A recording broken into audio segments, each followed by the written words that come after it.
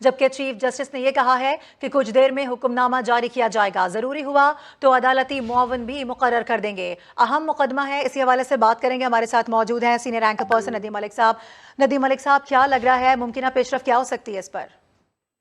देखिए कि मुमकिन पेशरफ जो भी हो, लेकिन अभी मेरे ख्याल में इन्हें बिल बनने का इंतजार करना चाहिए था। ये तो पहला स्टेप होना चाहिए था। आज उन्होंने नोटिस लेकर 1 हफ्ते के लिए समाप्त मुलतवी कर दिया, तो फिर इस 1 हफ्ते के दौरान में ही उस कानून ने, मुजव्वजा कानून ने भी कानून की शक्ल इख्तियार करनी है। फिर ये टेकअप करना चाहते हैं तो उसको टेकअप कर लेते। दूसरा, बेंच की तश्कील के ऊपर जिस तरीके से 8 जजेस पे इतराजात आए हैं हुकूमत की जानिब से, तो आपको ना सिर्फ अदलिया के अंदर वाली तकसीम का तो हमें पहले से मालूम ही था, लेकिन हुकूमती तहफ़्फ़ुज़ात जो है उन 8 जजेस के बारे में वो भी खुल के सामने आ गए। तो मामला अच्छा नहीं है। खुल के एक टकराव वाली कैफियत है, हेड ऑन क्लियर है। अब इनमें से कोई एक रहेगा, एक जाएगा। अभी थोड़ी देर पहले ही मैंने देखी है, एक मौलवी इकबाल हैदर साहब ने पिटीशन फाइल कर दी है, उनके कंटेम्प्ट प्रोसीडिंग का आगाज किया जाए शहबाज शरीफ के खिलाफ और कुछ और बुजुर्ग के खिलाफ। तो मामला इसी तरफ ही जाएगा, तकसीम होगी, टकराव होगा, दोनों रह नहीं सकते। कोई एक रहेगा और एक जाएगा।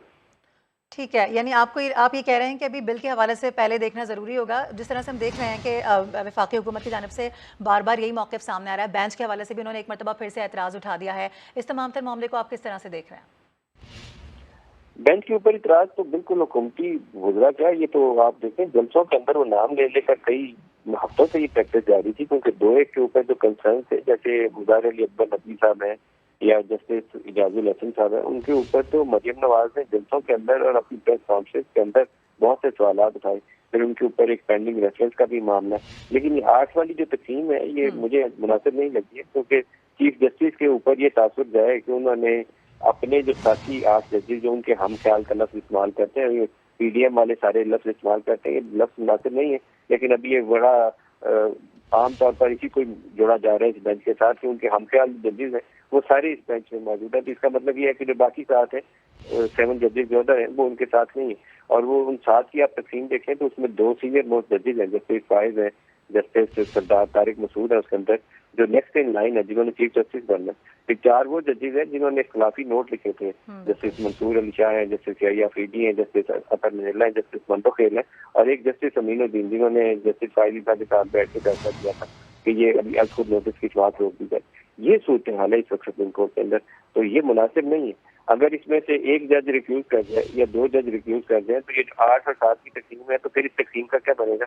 ये सूरत हाल है जिसका मैं कई हफ्तों से एंटिसिपेट कर रहा था कि हमें दोबारा एक ऐसी सूरत हाल में लगा रही है जो 97 में जिसका हमने सामना किया था, हम दोबारा उसी तरफ चले गए। 97 में जो कुछ हुआ था उसके आखिरकार इंजाम ये था, उस वक्त के सदर जो थे वो सदर नहीं थे रहे, उस वक्त के जो चीफ जस्टिस थे वो चीफ जस्टिस ही थे रहे, और स्टॉर्मिंग ऑफ द कोर्ट का वाक़या हुआ था, 2 बेंच सद गए थे।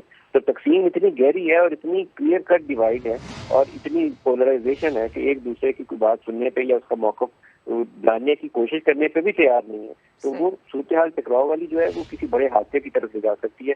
यही अंदेशा है मेरा भी, और मुझे नहीं ख्याल है कि ये जो हमारे बड़े हैं इस वक्त पार्लियामान के अंदर बैठे उनको इस बात का एहसास है। सुप्रीम कोर्ट को भी इस मामले में बहुत एहतियात करनी चाहिए थी। रिस्ट्रेंट, जिसे जुडिशियल रिस्ट्रेंट कह रहे हैं, जुडिशियल रिस्ट्रेंट का मुजाहिदा करना चाहिए था। आज तो अपनी बेंच आज ना बनाते तो अगले हफ्ते भी इस कानून को टेकअप कर सकते थे। लेकिन इस वक्त ये डू और डाई वाली बैटल लगती है कि कौन पहले पलक झपकता है और कौन पहले वार करता है, वो वाली सूरत हाल बनाते नहीं, दुरुस्त नहीं है।